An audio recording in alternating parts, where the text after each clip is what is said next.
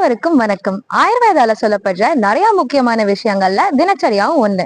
தினச்சரியா அப்படின்னா நம்ம வாழ்க்கைய ஆரோக்கியமா வாழ்வதற்காக நாம கடைபிடிக்க வேண்டிய சில தினசரி பழக்க வழக்கங்கள். அதுல முதலாவதாக காலையில பிரம்ம முகூர்த்தத்துல எந்திரிக்கணும். பிறகு நம்மளோட நாவு மற்றும் பற்களை சுத்தம் செய்யணும். அதுக்கப்புறம் நஸ்யம், அதாவது மூக்குல மருந்து விடுறது மற்றும் எண்ணெய் இழுத்தல் போன்ற செய்முறைகளா செய்யணும்னு சொல்லியிருக்காங்க.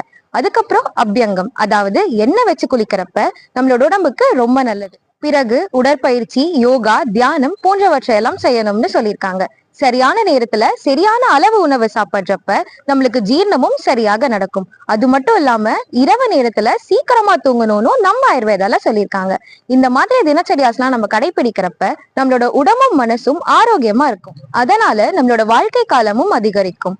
இதனாலதான் தினச்சரியா ஆயுர்வேதத்தின் அடித்தளம்னு சொல்றாங்க. நன்றி.